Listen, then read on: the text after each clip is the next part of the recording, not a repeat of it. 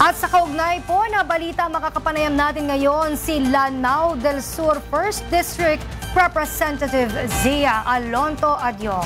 Magandang hapon po, Congressman Zia Alonto Adyong. Si Princess Jordan po ito ng Congress News. Hi, Princess. Magandang hapon po sa inyo. Magandang hapon sa mga taga-pasubaybay ng programa ninyo. Ayun, Congressman, Eid Mubarak, Adyong. Kumusta po ang inyong Eid al-Fitr? Eid Mubarak. Oo, kahapon lang nag-celebrate tayo ng Eid al-Fitr Festival. No? That's the end of the month-long fasting ng Ramadan, ng month of Ramadan. So, renewed tayo ngayon. We are spiritually renewed. Okay, Congressman, balik tayo dito sa usapin ng umano'y pag-aalsa dyan sa Mindanao. May ilang social media pages na nagpapakalat ng balita na may pagbabanta o nagbabanta umanong mag-aalsa sa Mindanao matapos yung pag-aresto kay dating Pangulong Rodrigo Duterte. Meron po ba? Gaano po ba ito katotoo? Well, I don't think that's a pagbabanta, no. I think that's just these pockets of demonstration would only express yung sentimento ng ilan sa mga supporters. We cannot deny that they are supporters of the Dutertes. Alam naman natin yun eh. This is a free country. They can express their dismay or whatever positions that they take on matters relating to the current political trend that we have right now. So I don't see this as a way of I don't see this as a way of to show na merong massive na deeper and maybe orchestrated intention to bring down the government, if that's what others are saying. Hindi naman natin nakikita yun because una, dito tayo sa aking distrito, wala namang demonstration na nakita tayo.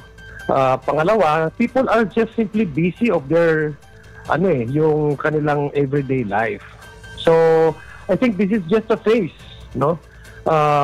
Then people will soon realize that they have lives to live, and they also have their own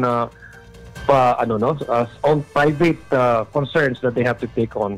Congressman, yes, Congressman. Sa tingin niyo po ba paano ito makaapekto sa proseso ng kapayapaan sa Mindanao, sa proseso ng pagpapanatiling kapayapaan sa Mindanao, partikular na po sa BARM?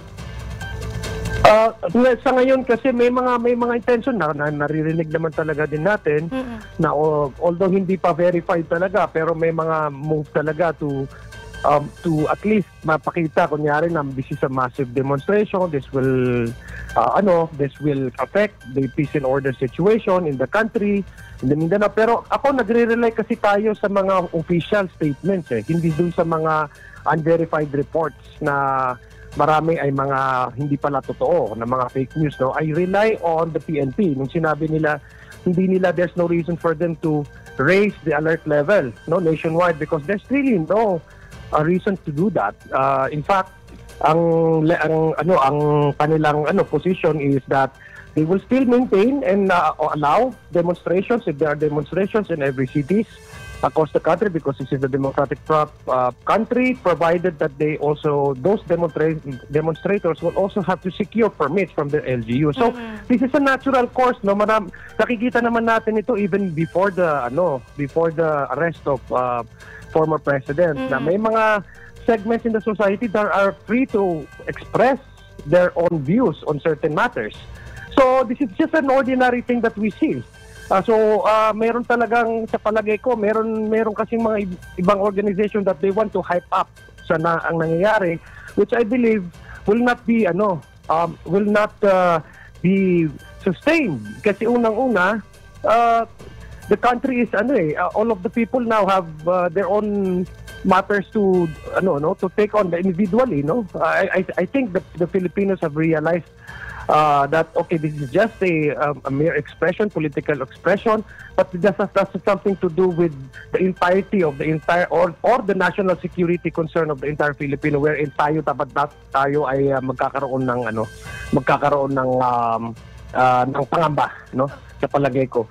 So ako, I only see this as a matter of expressing their own sentiments. Wala naman kasi I rely really on the official statements of the PNP and the AFP. Wala tayong nakikitang ganong klaseng massive na effort to cause civilian unrest or disorder in the streets.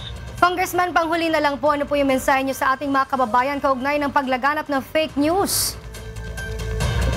Yan nga po ang kailangan ho nating talagang i-counter dahil hindi po maaari tayong mag-rely ang ating impormasyon base po sa mga hindi totoo at unverified na reports. Kasi una kung tayo po ay magkakaroon ng sarili nating desisyon, no? Hindi ko lang sinasabi yung magiging posisyon ng bawat ahensya or bawat bureaucracia ng gobyerno, pero individual na concern ng ating bilang Pilipino. I think it's our civic right and civic duty to really inform ourselves with the correct information so that we can properly address this concern at saka we can properly respond to the issues na naayon naman sa factual at merong may datos at may basis. Wag tayong magpaloko-loko kasi ultimately we are doing disservice to ourselves if we continue on believing this fake news and believing lies.